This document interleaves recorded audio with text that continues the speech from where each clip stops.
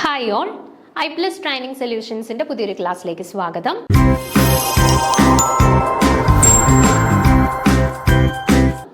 ഇന്ന് നമ്മൾ നമ്മുടെ സെറ്റ് എക്സാംസിനൊക്കെ സാധാരണ ചോദ്യം വരുന്ന നമ്മുടെ കോർഡിനേഷൻ കെമിസ്ട്രിയിലെ ഒരു ചെറിയൊരു പോർഷനാണ് ഡിസ്കസ് ചെയ്യാനായിട്ട് പോകുന്നത്. അതായത് isomerism in coordination compounds. Coordination കോമ്പൗണ്ട്സിനകത്തുള്ള ഐസോമെറിസത്തിനെ കുറിച്ച് അവിടെ നമുക്ക് പല രീതിയിൽ ചോദ്യങ്ങൾ വരും. ചിലപ്പോൾ നമുക്ക് ഒരു എക്സാമ്പിൾ തന്നിട്ട്, ഒരു പെയർ ഓഫ് എക്സാമ്പിൾ തന്നിട്ട് ചോദിക്കാം, ഇത് ഏത് കാറ്റഗറി ഓഫ് ഐസോമെറിസം ആണ് പ്രകടിപ്പിക്കുന്നത്, ആ രീതിയിൽ ചോദിക്കാം. അല്ലാന്നുണ്ടെങ്കിൽ നമുക്ക് ഇപ്പം 4 എക്സാമ്പിൾ തന്നിട്ടുള്ളതിൽ ജിയോമെട്രിക്കൽ ഐസോമെറിസം അല്ലെങ്കിൽ ഓപ്റ്റിക്കൽ ഐസോമെറിസം കാണിക്കുന്ന എക്സാമ്പിളിനെ തിരിച്ചറിയുക, ആ രീതിയിലൊക്കെ നമുക്ക് പല രീതിയിൽ ക്വസ്റ്റ്യൻസ് വരാം കേട്ടോ. അപ്പോൾ ആ ഒരു ചെറിയൊരു സെക്ഷനാണ് നമ്മൾ ഇന്നത്തെ ക്ലാസ്സിൽ ഡിസ്കസ് ചെയ്യാനായിട്ട് പോകുന്നത്. ഓക്കെ, അപ്പോൾ നമുക്ക് സ്റ്റാർട്ട് ചെയ്യാം. Okay, isomerism in coordination compounds. The compounds having the same molecular formula but different structural or spatial arrangement are called isomers and the phenomenon is called isomers. അതെല്ലാം എല്ലാവർക്കും അറിയാവുന്ന കാര്യമാണ്, നമ്മൾ കൊച്ചു ക്ലാസ് തൊട്ടേ പഠിച്ചു വരുന്നതാണ്. എന്താണ്, ഒരു പെയർ ഓഫ് മോളിക്യൂൾസിനെ നമ്മൾ കൺസിഡർ ചെയ്യുമ്പോൾ അവരുടെ മോളിക്കുലാർ ഫോർമുല സെയിം ആയിരിക്കും, പക്ഷേ അവരുടെ സ്പേഷ്യൽ അറേഞ്ച്മെന്റ് അല്ലെങ്കിൽ അവരുടെ സ്ട്രക്ചറൽ അറേഞ്ച്മെന്റിലുള്ള വ്യത്യാസം കാരണം ഫോം ചെയ്യുന്ന ഒരു പെയർ ഓഫ് മോളിക്യൂൾസ്, അവരെയാണ് നമ്മൾ ഐസോമേഴ്സ് എന്ന് പറയുന്നത്. ആൻഡ് ആ ഒരു ഫിനോമിനനെയാണ് നമ്മൾ ഐസോമെറിസം എന്ന് പറയുന്നത്. Okay, the isomerism in coordination compounds can be classified into 2 types. അപ്പോൾ കോർഡിനേഷൻ കോമ്പൗണ്ട്സിൽ ഐസോമെറിസത്തിനെ പ്രധാനമായിട്ടും നമ്മൾ 2 കാറ്റഗറീസ് ആയിട്ടാണ് ഡിവൈഡ് ചെയ്തിട്ടുള്ളത്. സ്ട്രക്ചറൽ ഐസോമെറിസവും ഉണ്ട്, സ്റ്റീരിയോ ഐസോമെറിസം ഉണ്ട്. നമ്മൾ പറഞ്ഞു, ഇപ്പൊ ഐസോമേഴ്സ് എന്ന് പറയുമ്പോഴത്തേനും ഒന്നുകിൽ അവരുടെ സ്ട്രക്ചറൽ അറേഞ്ച്മെന്റിലുള്ള വ്യത്യാസം കാരണം ഫോം ചെയ്യുന്ന ഐസോമേഴ്സ് ആയിരിക്കും, അല്ലാന്നുണ്ടെങ്കിൽ അവരുടെ സ്റ്റീരിയോ അറേഞ്ച്മെന്റിലുള്ള അല്ലെങ്കിൽ അവരുടെ സ്റ്റീരിയോ ആസ്പെക്റ്റിൽ വരുന്ന ഡിഫറൻസ് കാരണം എറൈസ് ചെയ്യുന്ന ഒരു ഐസോമർ പെയേഴ്സ് ആയിരിക്കും. ഓക്കെ, അപ്പൊ അതിന്റെ ബേസിസിലാണ് നമ്മൾ ഐസോമേഴ്സിനെ സ്ട്രക്ചറൽ ഐസോമെറിസം എന്നും അതേപോലെ തന്നെ സ്റ്റീരിയോ ഐസോമെറിസം എന്നും 2 ആയിട്ട് ക്ലാസിഫൈ ചെയ്തിട്ടുള്ളത്. ഓക്കെ, അപ്പം ഈ സ്ട്രക്ചറൽ ഐസോമെറിസത്തിനെയും സ്റ്റീരിയോ ഐസോമെറിസത്തിനെയും ഫർദർ ഡിവൈഡ് ചെയ്തിട്ടുണ്ട്. ഓക്കെ, സ്ട്രക്ചറൽ ഐസോമെറിസത്തിനെ പ്രധാനമായിട്ടും 4 ആയിട്ട് ഫർദർ ഡിവൈഡ് ചെയ്തിട്ടുണ്ട്. നമ്മൾ ചെറിയ ക്ലാസ്സുകൾ തൊട്ടിട്ടേ പറഞ്ഞു വരുന്നതാണ്. ഏതൊക്കെയാണ്? അയണൈസേഷൻ ഐസോമെറിസം ഉണ്ട്, ലിങ്കേജ് ഐസോമെറിസം ഉണ്ട്, കോർഡിനേഷൻ ഐസോമെറിസം ഉണ്ട്, ആൻഡ് ഹൈഡ്രേറ്റ് ഐസോമെറിസം ഉണ്ട്. Okay, ionisation isomerism, coordination isomerism, linkage isomerism and hydration isomerism or solvate isomerism. ഇങ്ങനെ 4 ആയിട്ട് നമ്മുടെ സ്ട്രക്ചറൽ ഐസോമെറിസത്തിനെ ഫർദർ ക്ലാസിഫൈ ചെയ്തിട്ടുണ്ട്. ഓക്കെ, അതേപോലെ തന്നെ നമ്മുടെ സ്റ്റീരിയോ ഐസോമെറിസത്തിനെ ഫർദർ 2 ആയിട്ട് ക്ലാസിഫൈ ചെയ്തിട്ടുണ്ട്, ജിയോമെട്രിക്കൽ ഐസോമെറിസം എന്നും ഓപ്റ്റിക്കൽ ഐസോമെറിസം എന്നും. ഓക്കെ, അപ്പൊ നമ്മൾ ഇന്ന് പ്രധാനമായിട്ടും ഫോക്കസ് ചെയ്യുന്നത്, നമുക്കൊരു പെയർ ഓഫ് എക്സാമ്പിൾസ് തന്നു കഴിഞ്ഞാൽ അതിനകത്ത് എങ്ങനെ നമുക്കൊരു കോർഡിനേഷൻ ഐസോമെറിസത്തിന്, അല്ലെങ്കിൽ എങ്ങനെ നമുക്കൊരു ലിങ്കേജ് ഐസോമെറിസത്തിന്, അല്ലെങ്കിൽ എങ്ങനെ നമുക്കൊരു ഹൈഡ്രേറ്റഡ് ഐസോമെറിസത്തിന്, അല്ലെങ്കിൽ എങ്ങനെ ജിയോമെട്രിക്കൽ ഐസോമെറിസത്തിന്, ഓപ്റ്റിക്കൽ ഐസോമെറിസത്തിന് എങ്ങനെ നമുക്ക് തിരിച്ചറിയാനായിട്ട് പറ്റും, അവരുടെ ഐഡന്റിഫിക്കേഷൻ എങ്ങനെയാണ് പോസിബിൾ ആവുന്നത്, അതാണ് നമ്മൾ മെയിൻലി ഫോക്കസ് ചെയ്യുന്നത്. ആ ഒരു രീതിയിലുള്ള ചോദ്യങ്ങളായിരിക്കും നമുക്ക് ഈ ഒരു ആസ്പെക്ട് റിലേറ്റഡ് ആയിട്ട് സെറ്റ് എക്സാംസിന് സാധാരണ ചോദിക്കാറുള്ളത്. ഓക്കെ, അപ്പൊ നമുക്ക് തുടങ്ങാം ഓരോന്നായിട്ട്. ഫസ്റ്റ് നമുക്ക് സ്ട്രക്ചറൽ ഐസോമെറിസത്തിനെ കുറിച്ചിട്ട് പറയാം. ഓക്കെ, അപ്പൊ സ്ട്രക്ചറൽ ഐസോമെറിസം എന്ന് പറയുമ്പോൾ തന്നെ പേര് സൂചിപ്പിക്കുന്നത് പോലെ തന്നെ അവിടെ ഐസോമെറിസം അറൈസ് ചെയ്യുന്നത് എങ്ങനെയായിരിക്കും? സ്ട്രക്ചറൽ അറേഞ്ച്മെന്റിൽ ഉണ്ടാവുന്ന വ്യത്യാസം കാരണം രൂപപ്പെടുന്ന ഐസോമെറിസമാണ് സ്ട്രക്ചറൽ ഐസോമെറിസം എന്ന് പറയുന്നത്. ഓക്കെ, ആൻഡ് ഈ സ്ട്രക്ചറൽ ഐസോമെറിസത്തിനെ നമ്മൾ പറഞ്ഞു ഫർദർ 4 ആയിട്ടാണ് ക്ലാസിഫൈ ചെയ്തിട്ടുള്ളത്. Ionisation isomerism, linkage isomerism, hydrate isomerism and coordination isomerism. Okay, അപ്പൊ അതിൽ ഫസ്റ്റ് നമുക്ക് എന്താണ് അയണൈസേഷൻ ഐസോമെറിസം എന്നുള്ളത് നോക്കാം. This type of isomerism arises due to the exchange of group between the coordination sphere of a metal ion and ions outside the sphere. അപ്പോൾ നമുക്കറിയാം, ഇപ്പൊ നമ്മൾ ഒരു കോർഡിനേഷൻ കോമ്പൗണ്ടിനെ റെപ്രസെന്റ് ചെയ്യുന്ന സമയത്ത് ആ ഒരു സ്ക്വയർ ബ്രാക്കറ്റിനകത്തുള്ള കോർഡിനേഷൻ കോമ്പൗണ്ടിന്റെ ഭാഗത്തിനെ, ആ ഒരു പാർട്ടിനെയാണ് നമ്മൾ കോർഡിനേഷൻ സ്ഫിയർ എന്ന് വിളിക്കുന്നത്. ഓക്കെ, ആ കോർഡിനേഷൻ സ്ക്വയർ ബ്രാക്കറ്റിന്റെ ഉള്ളിൽ കിടക്കുന്ന ഭാഗത്തിനെയാണ് നമ്മൾ കോർഡിനേഷൻ സ്ഫിയർ എന്ന് പറയുന്നത്. ഓക്കെ, അപ്പൊ ഈ കോർഡിനേഷൻ സ്ഫിയറിന്റെ ഉള്ളിലുള്ള ഒരു അയോണും കോർഡിനേഷൻ സ്ഫിയറിന്റെ പുറത്ത് കിടക്കുന്ന ഒരു അയോണും തമ്മിൽ പരസ്പരം എക്സ്ചേഞ്ച് ചെയ്ത് ഫോം ചെയ്യുന്ന ഒരു പെയർ ഓഫ് ഐസോമേഴ്സ്, അവരെയാണ് നമ്മൾ കോർഡിനേഷൻ ഐസോമേഴ്സ് എന്ന് പറയുന്നത്. അല്ലെങ്കിൽ ആ ഒരു ഫിനോമിനനെയാണ് നമ്മൾ കോർഡിനേഷൻ ഐസോമെറിസം എന്ന് പറയുന്നത്. നോക്കിക്കേ നിങ്ങൾ ഇവിടെ എക്സാമ്പിൾ വെച്ചിട്ട് പഠിക്കാനായിട്ട് ശ്രദ്ധിക്കണം. അപ്പം നമ്മളിപ്പോൾ ഡെഫിനിഷൻ വെച്ചിട്ട് പഠിക്കുകയാണെന്നുണ്ടെങ്കിൽ നമുക്ക് ജസ്റ്റ് വീണ്ടും പുതിയൊരു എക്സാമ്പിൾ കാണുന്ന സമയത്ത് നമുക്ക് കൺഫ്യൂഷൻസ് വരാം. അയ്യോ അത് കോർഡിനേഷൻ ആയിരുന്നോ അത് അയണൈസേഷൻ ആയിരുന്നോ എന്നുള്ള കാര്യങ്ങളിൽ ഡൗട്ട് വരാം. പക്ഷെ ഒരു എക്സാമ്പിൾ വെച്ചിട്ടാണ് നമ്മൾ പഠിക്കുന്നതെന്നുണ്ടെങ്കിൽ പിന്നീട് ഏത് എക്സാമ്പിൾസ് വന്നു കഴിഞ്ഞാൽ നമുക്ക് പെട്ടെന്ന് ഐഡന്റിഫൈ ചെയ്യാനായിട്ട് പറ്റും. ഇവിടെ നോക്കിക്കേ, നിങ്ങൾ ഈ ഒരു പെയർ ഓഫ് കോമ്പൗണ്ട്സിൽ നോക്കിക്കഴിഞ്ഞാൽ ഈ സ്ക്വയർ ബ്രാക്കറ്റിന്റെ ഉള്ളിൽ കിടക്കുന്നവരാണ് നമ്മുടെ കോർഡിനേഷൻ സ്ഫിയറിൽ ഉള്ളിലുള്ളവർ എന്ന് പറയുന്നത്. ഓക്കെ, ഈ SO4 എന്ന് പറയുന്നത് കോർഡിനേഷൻ സ്ഫിയറിന്റെ വെളിയിൽ കിടക്കുന്നവരാണ് അല്ലെ. അതിന്റെ ഐസോമറിക് പെയറിനെ നിങ്ങളൊന്ന് നോക്കിക്കേ. വെളിയിലുണ്ടായിരുന്ന SO4 എന്ന് പറയുന്നത് എങ്ങോട്ടേക്ക് പോയി? കോർഡിനേഷൻ സ്ഫിയറിന്റെ ഉള്ളിലോട്ട് പോയി. ആൻഡ് കോർഡിനേഷൻ സ്ഫിയറിന്റെ ഉള്ളിലുണ്ടായിരുന്ന ബ്രോമിൻ കോർഡിനേഷൻ സ്ഫിയറിന്റെ വെളിയിലോട്ട് വന്നു അല്ലെ. ദാറ്റ് മീൻസ് കോർഡിനേഷൻ സ്ഫിയറിൽ അകത്തുണ്ടായിരുന്ന ഒരു അയോണും കോർഡിനേഷൻ സ്ഫിയറിന്റെ വെളിയിൽ ഉണ്ടായിരുന്ന ഒരു അയോണും പരസ്പരം എക്സ്ചേഞ്ച് ചെയ്തിട്ട് ഫോം ചെയ്യുന്ന ഐസോമറിസത്തിനെയാണ് എന്തെന്ന് വിളിക്കുക? Ionisation isomerism. ഓക്കെ, അപ്പൊ നമുക്ക് എക്സാമിന് ഇതുപോലെ ഒരു പെയർ തന്നിട്ടായിരിക്കും ചോദിക്കുന്നത് this molecule belongs to which type of isomerism. അപ്പൊ നമ്മൾ നോക്കുമ്പോൾ എന്താണ്ടേ, ഇവിടെ വെളിയിലുണ്ടായിരുന്ന കോർഡിനേഷൻ സ്ഫിയറിന്റെ വെളിയിലുണ്ടായിരുന്ന ക്ലോറിൻ ആണ്, ബ്രോമിൻ ആയിരുന്നു ഉള്ളിൽ കിടന്നത്. പക്ഷെ തന്നിട്ടുള്ളതിൽ ആ വെളിയിലുണ്ടായിരുന്ന ക്ലോറിൻ അകത്തേട്ട് പോയിട്ട് അകത്തുണ്ടായിരുന്ന ഒരു ബ്രോമിൻ പുറത്തേക്ക് ചാടി. ദാറ്റ് ഈസ് കോർഡിനേഷൻ സ്ഫിയറിന്റെ ഉള്ളിലുണ്ടായിരുന്ന ഒരാൾ പുറത്തേക്ക് വന്നു, കോർഡിനേഷൻ സ്ഫിയറിന്റെ പുറത്തുണ്ടായിരുന്ന ഒരാൾ അകത്തേക്കും പോയി. അങ്ങനെ ഫോം ചെയ്യുന്ന ഐസോമേഴ്സിനെയാണ് നമ്മൾ അയണൈസേഷൻ ഐസോമറിസം എന്ന് പറയുന്നത്. ക്ലിയർ ആണല്ലോ? എക്സാമ്പിൾ വെച്ചിട്ട് ഓർത്തിരിക്കാനായിട്ട് പ്രത്യേകം ശ്രദ്ധിക്കുക. ഓക്കെ, രണ്ടാമത്തെ കാറ്റഗറി ഓഫ് സ്ട്രക്ചറൽ ഐസോമറിസം ആണ് ഹൈഡ്രേറ്റ് ഐസോമറിസം. പേര് സൂചിപ്പിക്കുന്ന പോലെ തന്നെ ഹൈഡ്രേറ്റ് എന്ന് പറയുമ്പോഴത്തേന് ഓർത്തോണം, വാട്ടർ മോളിക്യൂൾ ഇൻവോൾവ് ചെയ്യുന്ന ലിഗാൻഡുകളായിട്ട് വാട്ടർ മോളിക്യൂൾ ഇൻവോൾവ് ചെയ്യുന്ന തരത്തിലുള്ള ഐസോമറിസം ആണ് ഹൈഡ്രേറ്റ് ഐസോമറിസം എന്ന് പറഞ്ഞാൽ. അതായത് വാട്ടർ മോളിക്യൂൾസിന്റെ ഒരു എക്സ്ചേഞ്ച്, കോർഡിനേഷൻ സ്ഫിയറും അയണൈസേഷൻ സ്ഫിയറും തമ്മിൽ വാട്ടർ മോളിക്യൂൾസിന്റെ ഒരു എക്സ്ചേഞ്ച് നടക്കുന്നു എങ്കിൽ അത്തരത്തിലുള്ള ഐസോമറിസം ആണ് എന്ത്? ഹൈഡ്രേറ്റ് ഐസോമറിസം എന്ന് പറയുന്നത്. നോക്കിക്കേ, this is also called solvate isomerism. The solvate isomerism in which the water is a solvent is called hydrate isomerism. എന്താ പറഞ്ഞിട്ടുള്ളത്? ഈ ഹൈഡ്രേറ്റ് ഐസോമറിസത്തിനെ തന്നെയാണ് നമ്മൾ സോൾവേറ്റ് ഐസോമറിസം. അപ്പൊ പേര് നമുക്ക് എക്സാമിന് ചിലപ്പോൾ ഹൈഡ്രേറ്റ് ഐസോമറിസം എന്ന് ആയിരിക്കത്തില്ല, സോൾവേറ്റ് ഐസോമറിസം എന്നും തരും. അപ്പൊ നമ്മൾ കൺഫ്യൂഷൻ ആവരുത്. Hydrate isomerism solvate isomerism same ആണ്. ദെൻ സോൾവെന്റ് ആയിട്ട് വാട്ടർ ആവുമ്പോഴാണ് നമ്മൾ സോൾവേറ്റ് ഐസോമറിസത്തിന് സാധാരണ ഹൈഡ്രേറ്റ് ഐസോമറിസം എന്നുള്ള പേരിൽ അറിയപ്പെടുന്നത്. ഓക്കെ, അപ്പൊ ഇവിടെ വാട്ടർ മോളിക്യൂൾസ് ലിഗാൻഡ് ആയിട്ട് വരുന്ന നമ്മൾ കൺസിഡർ ചെയ്യുന്ന കോർഡിനേഷൻ സ്ഫിയറിനകത്തുള്ള വാട്ടർ മോളിക്യൂൾസിന്റെ എണ്ണത്തിൽ ഉണ്ടാവുന്ന വ്യത്യാസം, അങ്ങനെ ഫോം ചെയ്യുന്ന പെയർ ഓഫ് ഐസോമേഴ്സിനെയാണ് നമ്മൾ ഹൈഡ്രേറ്റ് ഐസോമേഴ്സ് എന്ന് പറയുന്നത്. ഇവിടെ നോക്കിക്കേ, നിങ്ങൾ എക്സാമ്പിൾ ആയിട്ട് ഇവിടെ CrCl3 6H2O എന്ന് പറയുന്ന ഒരു കോർഡിനേഷൻ കോമ്പൗണ്ട് നമ്മൾ എടുത്തു. ആൻഡ് അതിന്റെ ഹൈഡ്രേറ്റ് ഐസോമേഴ്സിനെ റെപ്രസെന്റ് ചെയ്യുന്ന സമയത്ത് നമുക്ക് എങ്ങനെയൊക്കെ റെപ്രസെന്റ് ചെയ്യാം? നോക്കിക്കേ, CrH2O6 ടൈംസ് Cl3. ഇവിടെ ഈ CrH2O6 എന്ന് പറയുന്നതാണ് നമ്മുടെ കോർഡിനേഷൻ സ്ഫിയറിന്റെ ഉള്ളിലുള്ള ഭാഗം. ആൻഡ് 3 ക്ലോറിൻ ലിഗാൻസ് എന്ന് പറയുന്നത് കോർഡിനേഷൻ സ്ഫിയറിന്റെ പുറത്തായിട്ടാണ് ലൊക്കേറ്റ് ചെയ്യുന്നത് അല്ലെ. ഇനി അതിന്റെ ഒരു ഹൈഡ്രേറ്റ് ഐസോമറിസം എന്ന് പറയുമ്പോൾ എന്താ സംഭവിക്കുന്നത്? വെളിയിലുണ്ടായിരുന്ന ഒരു ക്ലോറിൻ ഉള്ളിലോട്ട് പോയിട്ട് അകത്തുണ്ടായിരുന്ന കോർഡിനേഷൻ സ്ഫിയറിന്റെ ഉള്ളിലുണ്ടായിരുന്ന ഒരു വാട്ടർ മോളിക്യൂള് പുറത്തേക്ക് വരും. അതായത് വെളിയിൽ Cl3 എന്നുള്ളത് എന്തായിട്ട് മാറും? Cl2 വെളിയിലോട്ടൊരു H2O വന്നില്ലേ, അപ്പൊ എന്തായി? Cl2H2O എന്നായി. ആൻഡ് H2O6 ഒരെണ്ണം വെളിയിലോട്ട് പോയി കഴിഞ്ഞാൽ ബാക്കി ഇവിടെ എത്രയേ ഉള്ളൂ? H2O5 ഉള്ളൂ. ആൻഡ് വെളിയിലുണ്ടായിരുന്ന ഒരു ക്ലോറിൻ അകത്തോട്ട് ചാടിയല്ലോ, അപ്പൊ എന്തായി? H2O5Cl എന്ന് വരും. ഓക്കെ, അപ്പൊ CrCl H2O5 Cl2H2O. ദെൻ ഒരു ക്ലോറിനും കൂടെ അകത്തോട്ട് പോയി ഒരു വാട്ടറും കൂടെ വെളിയിലോട്ട് വന്നാൽ എന്താവും? വെളിയിൽ ഒരു ക്ലോറിൻ ആവും. അതേപോലെ തന്നെ വാട്ടർ മോളിക്യൂൾസിന്റെ എണ്ണം എന്തായിട്ട് മാറും?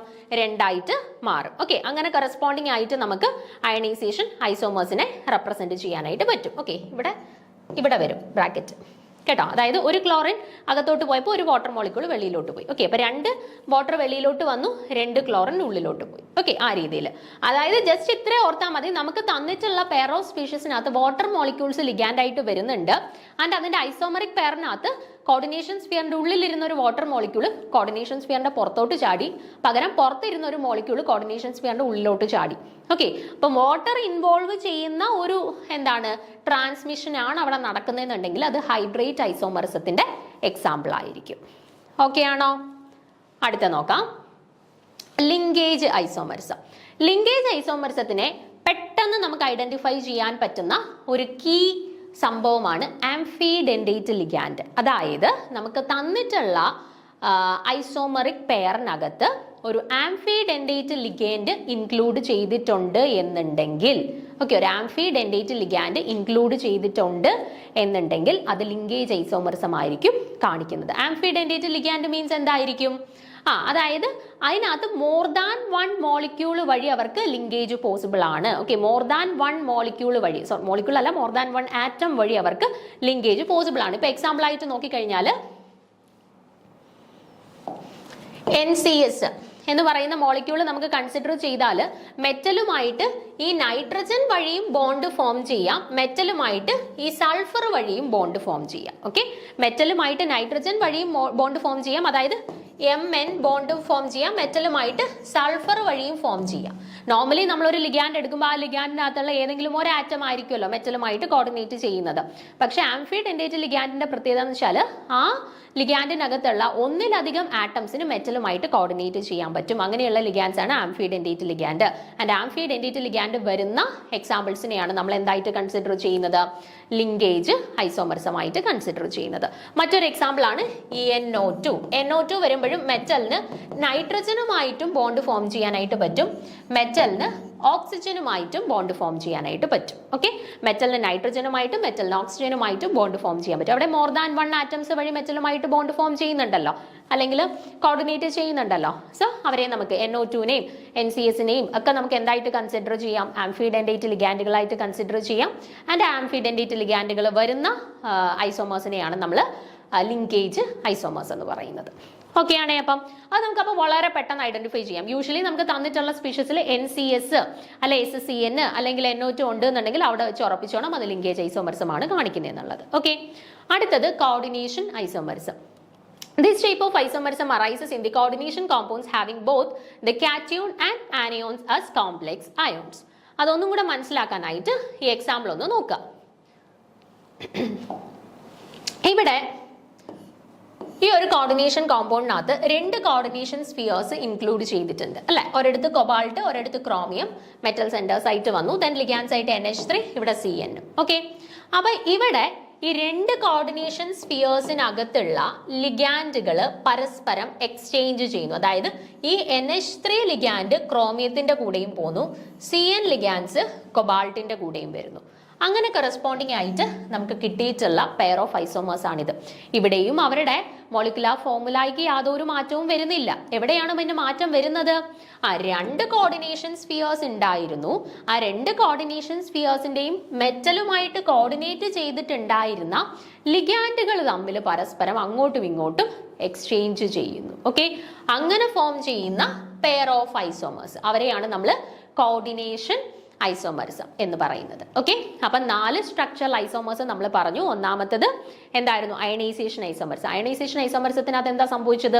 ഒരു അയണൈസേഷൻ നമ്മുടെ കോർഡിനേഷൻ സ്ഫിയറിന്റെ ഉള്ളിലുണ്ടായിരുന്ന ഒരു ലിഗാൻഡ് അതിന്റെ വെളിയിലോട്ട് വന്നിട്ട് വെളിയിലോട്ടുണ്ടായിരുന്ന ഒരു ലിഗാൻഡ് അകത്തോട്ട് കയറി. അങ്ങനെ ഫോം ചെയ്യുന്ന പെയർ ഓഫ് ഐസോമേഴ്സിനെയാണ് നമ്മൾ അയണൈസേഷൻ ഐസോമേഴ്സ് എന്ന് വിളിച്ചത്. അതിനുശേഷം നമ്മൾ ഹൈഡ്രേറ്റ് ഐസോമേഴ്സിന്റെ കേസ് പറഞ്ഞു. ഹൈഡ്രേറ്റ് ഐസോമേഴ്സ് ആകുമ്പോൾ എന്തുണ്ടായിരിക്കും? ലിഗാൻഡുകളായിട്ട് വാട്ടർ മോളിക്യൂൾ ഉണ്ടായിരിക്കും. ആ വാട്ടർ മോളിക്യൂൾ കോർഡിനേഷൻ സ്ഫിയറിന്റെ പുറത്തോട്ട് ചാടിയിട്ട് പുറത്തുള്ളവർ കോർഡിനേഷൻ സ്ഫിയറിന്റെ അകത്തോട്ട് ചാടുന്നു. ഓക്കെ, അങ്ങനെയുള്ളതാണ് ഹൈഡ്രേറ്റ് ഐസോമേഴ്സം. ലിങ്കേജ് ഐസോമേഴ്സം എന്ന് പറയുമ്പോൾ എന്തായിരിക്കും? ആംഫിഡെൻഡേറ്റ് ലിഗാൻഡുകൾ വരും. അതായത് SCN, NO2 പോലെയുള്ള ലിഗാൻഡുകൾ വരുന്ന സമയത്ത് അവരെയാണ് നമ്മൾ എന്തായിട്ട് കൺസിഡർ ചെയ്യുന്നത്? അങ്ങനെയുള്ളവരെയാണ് നമ്മൾ ലിങ്കേജ് ഐസോമേഴ്സ് ആയിട്ട് കൺസിഡർ ചെയ്യുന്നത്. അല്ലെങ്കിൽ ആംഫിഡെൻഡേറ്റ് ലിഗാൻഡുകളായിട്ടും ആ ലിഗാൻഡുകൾ വരുന്നവരെ നമ്മൾ ലിങ്കേജ് ഐസോമേഴ്സ് ആയിട്ടും കൺസിഡർ ചെയ്യുന്നത്. Then coordination isomers. Coordination isomers എന്ന് പറയുമ്പോൾ രണ്ട് കോർഡിനേഷൻ സ്ഫിയേഴ്സ് കാണും. ആ രണ്ടു പേരുടെയും ലിഗാൻഡുകൾ പരസ്പരം അങ്ങോട്ടും ഇങ്ങോട്ടും എക്സ്ചേഞ്ച് ചെയ്ത് ഫോം ചെയ്യുന്ന ഒരു പെയർ ഓഫ് ഐസോമേഴ്സ്. ഓക്കെ ആണേ. അപ്പൊ ഇത്രയുമാണ് നമ്മുടെ സ്ട്രക്ചറൽ ഐസോമേഴ്സിനകത്ത് വരുന്നത്. ഇനി അടുത്തതാണ് നമ്മുടെ സ്റ്റീരിയോ ഐസോമേഴ്സ്. സ്റ്റീരിയോ ഐസോമേഴ്സിനകത്ത് ജോമെട്രിക്കൽ ഐസോമേഴ്സ് ഉണ്ട്, ഓപ്റ്റിക്കൽ ഐസോമേഴ്സ് ഉണ്ട്. ഇതാണ് ഇപ്പം കുറച്ചുകൂടെ നമ്മുടെ സെറ്റ് എക്സാംസിനൊക്കെ കുറച്ചും കൂടി ഒന്ന് ചോദിക്കാൻ സാധ്യതയുള്ളത്. ഈ പറയുന്ന കാറ്റഗറി സ്റ്റീരിയോ ഐസോമേഴ്സ് ആണ് ഐഡന്റിഫൈ ചെയ്യാനൊക്കെ ആയിരിക്കും കൂടുതലായിട്ടും ചോദിക്കുന്നത്. അപ്പൊ നമുക്ക് നോക്കാം എന്താണ് ജിയോമെട്രിക്കൽ ഐസോമറിസം, എന്താണ് ഓപ്റ്റിക്കൽ ഐസോമറിസം. നോക്കിക്കേ, it is found in coordination number 4 and 6. അപ്പൊ ജിയോമെട്രിക്കൽ ഐസോമറിസത്തിൽ യൂഷ്വലി നമുക്ക് ഇപ്പോൾ ജോമെട്രിക്കൽ ഐസോമറിസം എക്സ്പ്ലെയിൻ ചെയ്യാൻ പറ്റുന്നത് കോർഡിനേഷൻ നമ്പർ 4 അല്ലെങ്കിൽ കോർഡിനേഷൻ നമ്പർ 6 വരുന്ന കോംപ്ലക്സസിലാണ്. അതല്ലെങ്കിൽ സ്ക്വയർ പ്ലാനാർ കോംപ്ലക്സസിലും ഒക്ടാഹെഡ്രൽ കോംപ്ലക്സസിലുമാണ് സാധാരണ നമ്മൾ ജിയോമെട്രിക്കൽ ഐസോമറിസം പ്രഡിക്റ്റ് ചെയ്യുന്നത്. ഒന്നാമത് ഓർത്തിരിക്കേണ്ട പോയിന്റ് അതാണ്. ഓക്കെ, അതായത് മെറ്റലിനെ സറൗണ്ട് ചെയ്ത് 4 ലിഗാൻഡുകൾ അല്ലെങ്കിൽ 6 ലിഗാൻഡുകൾ വരുന്ന സമയത്താണ് നമുക്ക് ജിയോമെട്രിക്കൽ ഐസോമേഴ്സ് എക്സ്പ്ലെയിൻ ചെയ്യാൻ പറ്റുന്നത്. ഇനി square planar complex of formula MX2L2, the two ligands X may be arranged as cis isomer or as trans isomer. ഇവിടെ നോക്കിക്കേ, നമ്മൾ MX2L2 ഫോമിലുള്ള ഒരു കോംപ്ലക്സ് എടുത്തു. X2L2 എന്ന് പറയുമ്പോൾ ഐഡന്റിക്കൽ ആയി, ഇവർ രണ്ടും ഐഡന്റിക്കൽ ആണ്, ഇവർ രണ്ടും ഐഡന്റിക്കൽ ആണ്. ഓക്കെ, അതായത് ഇപ്പൊ 2 ക്ലോറിനും 2 NH2, അതായത് ഐഡന്റിക്കൽ ആയിട്ടുള്ള ഒരു പെയർ ഓഫ് ലിഗാൻഡ് ഉള്ള കേസ് നമ്മൾ കൺസിഡർ ചെയ്യുന്നു എന്ന് കരുതുക. ഓക്കെ, അപ്പൊ ഇവിടെ നോക്കിക്കേ, ഇവിടെ ഐഡന്റിക്കൽ ആയിട്ടുള്ള ക്ലോറിൻ രണ്ടും സെയിം സൈഡിൽ വന്നു, ഐഡന്റിക്കൽ ആയിട്ടുള്ള NH3 രണ്ടും സെയിം സൈഡിൽ വന്നു അല്ലെ. അടുത്ത കേസിൽ ഐഡന്റിക്കൽ ആയിട്ടുള്ള ക്ലോറിൻ ഓപ്പോസിറ്റ് വന്നു, ഐഡന്റിക്കൽ ആയിട്ടുള്ള NH3 ഓപ്പോസിറ്റ് ആയിട്ട് വന്നു അല്ലെ. അപ്പൊ ഐഡന്റിക്കൽ ആയിട്ടുള്ളവർ സെയിം സൈഡിൽ വരുന്നതിനെയാണ് നമ്മൾ എന്തായിട്ട് കൺസിഡർ ചെയ്യുന്നത്? സിസ് ഐസോമേഴ്സ് ആയിട്ട് കൺസിഡർ ചെയ്യുന്നത്. ആൻഡ് ഐഡന്റിക്കൽ ആയിട്ടുള്ളവർ ഓപ്പോസിറ്റ് വരുമ്പോഴാണ് നമ്മൾ അവരെ ട്രാൻസ് ഐസോമേഴ്സ് ആയിട്ട് കൺസിഡർ ചെയ്യുന്നത്. ഓക്കെ, അപ്പൊ ജിയോമെട്രിക്കൽ ഐസോമേഴ്സിനകത്ത് ഫസ്റ്റ് ഓർത്തിരിക്കേണ്ട പോയിന്റ് ഇതാണ്. സെയിം ഒരു സ്ക്വയർ പ്ലാനാർ കോംപ്ലക്സ് നമ്മൾ കൺസിഡർ ചെയ്യുന്ന സമയത്ത് ഐഡന്റിക്കൽ ആയിട്ടുള്ള രണ്ടുപേര് സെയിം സൈഡിൽ വരുവാണ് എന്നുണ്ടെങ്കിൽ നമ്മൾ അതിനെ സിസ് ഐസോമേഴ്സ് എന്ന് വിളിക്കും. ആൻഡ് ഐഡന്റിക്കൽ ആയിട്ടുള്ള രണ്ടുപേര് ഓപ്പോസിറ്റ് സൈഡിൽ വരുവാണ് എന്നുണ്ടെങ്കിൽ നമ്മൾ അതിനെ ട്രാൻസ് ഐസോമേഴ്സ് എന്ന് വിളിക്കുന്നു. Okay, the square planar complex of the type MA2BC can exist in cis and trans form. ഇനി ഞാൻ കൺസിഡർ ചെയ്യുന്നു MA2BC ഫോമിലുള്ള ഒരു കോംപ്ലക്സിനെ ഞാൻ കൺസിഡർ ചെയ്യുന്നു. ഓക്കെ,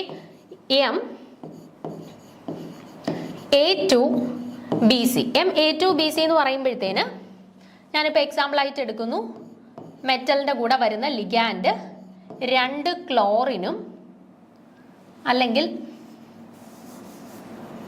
2 NH3 മോളിക്യൂളും 1 ക്ലോറിനും 1 ബ്രോമിനും ആണ് മെറ്റലുമായിട്ട് അറ്റാച്ച് ചെയ്തിട്ടുള്ള ലിഗാൻഡ് എന്ന് കരുതുക. ഓക്കെ, അപ്പൊ ഇവരുടെ കേസിൽ എനിക്ക് എങ്ങനെ വരയ്ക്കാം? ഇവരെ മെറ്റൽ വന്നു, മെറ്റലില്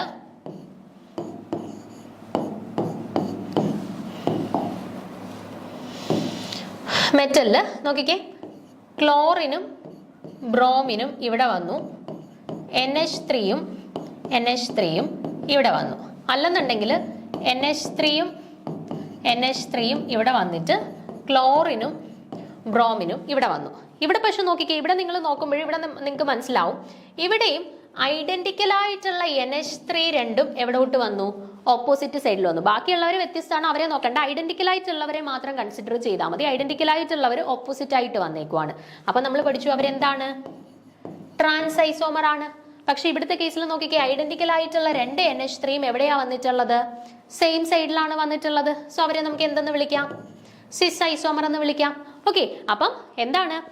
2 NH3 2 Cl2 തന്നെ വരണം എന്ന് നിർബന്ധമില്ല. 2 പെയർ ഓഫ് ലിഗാൻസും ഐഡന്റിക്കൽ ആയിട്ട് വരണം എന്നില്ല. അറ്റ്ലീസ്റ്റ് ഒരു പെയർ ഓഫ് ലിഗാൻഡ് എങ്കിലും ഐഡന്റിക്കൽ ആയിട്ട് വരുന്നുണ്ട് എങ്കിൽ അവർ സിസ് ആണോ ട്രാൻസ് ആണോ എന്നുള്ളത് നമുക്ക് ഐഡന്റിഫൈ ചെയ്യാൻ പറ്റും. ഓക്കെ, അപ്പം MA2B2 ടൈപ്പ് ഓഫ് സ്പീഷീസിലും MA2BC ടൈപ്പ് ഓഫ് മോളിക്യൂൾസിലും നമുക്ക് സിസ് ട്രാൻസ് ഐസോമേഴ്സിനെ എക്സ്പ്ലെയിൻ ചെയ്യാനായിട്ട് പറ്റും എന്ന് മനസ്സിലായി. ഓക്കെ, ബാക്കി നോക്കാം. പിന്നെ ഇനി എവിടെയൊക്കെ നമുക്ക് സിസ് ആൻഡ് ട്രാൻസ് ഐസോമേഴ്സിനെ ഐഡന്റിഫൈ ചെയ്യാൻ പറ്റും എന്നുള്ളത് നോക്കാം. The complex of MA4, MA3B and MAB3 do not exhibit geometrical isomers. ഇനി ആരൊക്കെ geometrical isomers കാണിക്കത്തില്ല നോക്കിക്കേ?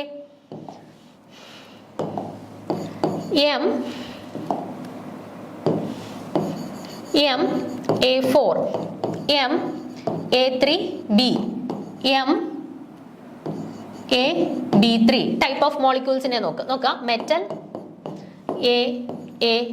A ഇങ്ങനെ 4 ലിഗാൻഡും സെയിം ആണ്, എല്ലാം ക്ലോറിൻ ആണെന്ന് കരുതുക. അപ്പൊ നമുക്ക് പറയാൻ പറ്റുമോ ഐഡന്റിക്കൽ ആയിട്ടുള്ളവർ ഓപ്പോസിറ്റ് ആണ്, ഐഡന്റിക്കൽ ആയിട്ടുള്ളവർ സെയിം ആണ്, അപ്പൊ സിസ് ട്രാൻസ് ആണെന്ന് ഇവിടെ പറയാൻ പറ്റുമോ? ഇല്ല. അപ്പൊ MA4 ടൈപ്പ് ഓഫ് മോളിക്യൂൾസ് ഏതെടുത്തു കഴിഞ്ഞാലും അവിടെ നമുക്ക് സിസ് ആൻഡ് ട്രാൻസ് ഐസോമേഴ്സിനെ എക്സ്പ്ലെയിൻ ചെയ്യാൻ പറ്റത്തില്ല. ഇനി MA3B ടൈപ്പ് നോക്കാം. അതായത് മെറ്റല് അവിടേക്ക് 3 ക്ലോറിൻ വന്നു, 1 NH3 വന്നു. ഓക്കെ, ഇവിടെ നോക്കിക്കേ, നമുക്ക് പറയാൻ പറ്റും ഐഡന്റിക്കൽ ആയിട്ടുള്ളവർ സെയിം സൈഡിലാണ്, ഐഡന്റിക്കൽ ആയിട്ടുള്ളവർ ഓപ്പോസിറ്റ് സൈഡിലാണ്. ഐഡന്റിക്കൽ ആയിട്ടുള്ളവർ ക്ലോറിൻ ആണ്. അപ്പൊ ഇവിടെ നോക്കിക്കഴിഞ്ഞാൽ രണ്ട് ക്ലോറിൻ സെയിം സൈഡിൽ നിൽക്കുന്നുണ്ട്, രണ്ട് ക്ലോറിൻ ഓപ്പോസിറ്റ് സൈഡിൽ നിൽക്കുന്നുണ്ട്. അപ്പൊ നമുക്ക് ഒരു മോളിക്യൂൾ എടുത്തിട്ട് ഇതിൽ സിസ് ആണിത്, ഇത് ട്രാൻസ് ആണെന്ന് പറയാൻ പറ്റുമോ? ഇല്ല. ഇവിടെ രണ്ട് ക്ലോറിനെ ഉള്ളായിരുന്നെങ്കിൽ നമുക്ക് പറയാമായിരുന്നു രണ്ട് ക്ലോറിൻ രണ്ടുപേരും സെയിം സൈഡിലാണ്, അവർ സിസ് ആണ് എന്ന് പറയായിരുന്നു. പക്ഷെ ഇവിടെ നോക്ക് 1, 2, 3 ക്ലോറിൻ ഉണ്ട്. അപ്പൊ ഈ രണ്ട് ക്ലോറിൻ നോക്കിക്കഴിഞ്ഞാൽ അവർ സിസ് ആണ്, ഈ രണ്ട് ക്ലോറിൻ നോക്കിക്കഴിഞ്ഞാൽ അവർ ട്രാൻസ് ആണ് അല്ലെ. അപ്പൊ MA3B അല്ലെ MAB3 ടൈപ്പ് ഓഫ് മോളിക്യൂൾസിന്റെ കേസിൽ നമുക്ക് സിസ് ട്രാൻസ് ഐസോമേഴ്സിനെ പറയാനായിട്ട് പറ്റുമോ? ഇല്ല. അപ്പം ആദ്യം നിങ്ങൾ ഓർത്തിരിക്കേണ്ട പോയിന്റ് ഇതാണ്. എന്താണ്? ആരുടെയൊക്കെ കേസിൽ നമുക്ക് സിസ് ട്രാൻസ് ഐസോമേഴ്സിനെ പറയാനായിട്ട് പറ്റും? MA2B2 ടൈപ്പ് ഓഫ് മോളിക്യൂൾസിലും MA2BC ടൈപ്പ് ഓഫ് മോളിക്യൂൾസിലും നമുക്ക് സിസ് ആൻഡ് ട്രാൻസ് ഐസോമേഴ്സിനെ എക്സ്പ്ലെയിൻ ചെയ്യാനായിട്ട് പറ്റും. പക്ഷേ MA4 അതുപോലെ MA3B MAB3 ടൈപ്പ് ഓഫ് മോളിക്യൂൾസിന്റെ കേസിൽ നമുക്ക് സിസ് ട്രാൻസ് ഐസോമേഴ്സിനെ അല്ലെങ്കിൽ അവരുടെ ജിയോമെട്രിക്കൽ ഐസോമേഴ്സിനെ നമുക്ക് എക്സ്പ്ലെയിൻ ചെയ്യാനായിട്ട് പറ്റത്തില്ല. ആരുടെ കേസായി പറയുന്നത്? കോർഡിനേഷൻ നമ്പർ 4 വരുന്ന സ്പീഷീസുകളുടെ കേസിലാണ് പറഞ്ഞത്. ഈ രണ്ട് പെയേഴ്സിൽ നമുക്ക് സിസ് ട്രാൻസ് എക്സ്പ്ലെയിൻ ചെയ്യാൻ പറ്റും, ഈ 3 കേസിൽ നമുക്ക് സിസ് ട്രാൻസ് എക്സ്പ്ലെയിൻ ചെയ്യാനായിട്ട് പറ്റത്തില്ല. ഓക്കെ. അപ്പൊ ഇത് 4 കോർഡിനേറ്റഡ് ആയിട്ടുള്ള ആളുകളുടെ കേസാണ്. ഇനിയിപ്പം നമ്മൾ പറഞ്ഞു ജിയോമെട്രിക്കൽ ഐസോമേഴ്സ് നമ്മൾ കോർഡിനേഷൻ നമ്പർ 4 വരുന്നവരുടെ കേസിൽ മാത്രമാണോ എക്സ്പ്ലെയിൻ ചെയ്യുക? അല്ല, കോർഡിനേഷൻ നമ്പർ 6 വരുന്നവരുടെ കേസിലും എക്സ്പ്ലെയിൻ ചെയ്യാറുണ്ട് അല്ലെ. അപ്പൊ അവരുടെ കേസിലൂടെ നമുക്ക് നോക്കാം. In octahedral complex with the formula MX2L4, 2 ligands X may be oriented cis or trans to each other. ഇവിടെ 6 കോർഡിനേറ്റഡ് ആയിട്ടുള്ള ഈ ഒരു എക്സാമ്പിൾ നോക്കിക്കഴിഞ്ഞാൽ നിങ്ങൾക്ക് മനസ്സിലാക്കാം ഇവിടെ ഐഡന്റിക്കൽ ആയിട്ടുണ്ടായിരുന്ന ക്ലോറിൻ രണ്ടും വന്നേക്കുന്ന എവിടെയാണ്? ബാക്കി NH3 ഒന്നും നോക്കണ്ട, 4 പേര് ഐഡന്റിക്കൽ ആണ്. 2 പേര് ഐഡന്റിക്കൽ ആയിട്ട് വന്നിട്ടുള്ളത് ക്ലോറിൻ ആണ്. ആ 2 ക്ലോറിൻ നോക്കിക്കേ സെയിം സൈഡിലാണ് നിൽക്കുന്നത്. പക്ഷെ ഇവിടെ നോക്കിക്കേ ഐഡന്റിക്കൽ ആയിട്ടുണ്ടായിരുന്ന 2 ക്ലോറിനും വന്നിട്ടുള്ളത് എവിടെയാണ്? ഓപ്പോസിറ്റ് പൊസിഷൻസിലായിട്ടാണ് അല്ലെ. അപ്പൊ ഇവിടെ നോക്കിക്കേ ഐഡന്റിക്കൽ ആയിട്ടുള്ള ക്ലോറിൻ രണ്ടും വന്നേക്കുന്ന സെയിം സൈഡിലാണ്. സോ ഇത് ഏത് ഐസോമർ ആണ്? സിസ് ഐസോമർ ആണ്. പക്ഷെ ഇവിടെയാണ് എന്നുണ്ടെങ്കിൽ ഐഡന്റിക്കൽ ആയിട്ടുള്ള ആളുകൾ രണ്ടും വന്നിട്ടുള്ളത് ഓപ്പോസിറ്റ് സൈഡിലാണ്. സോ അത് ഏത് ഫോം ആണ്? ട്രാൻസ്ഫോം ആണ് അല്ലെ. അപ്പൊ 6 കോർഡിനേറ്റഡ് സ്പീഷീസിൽ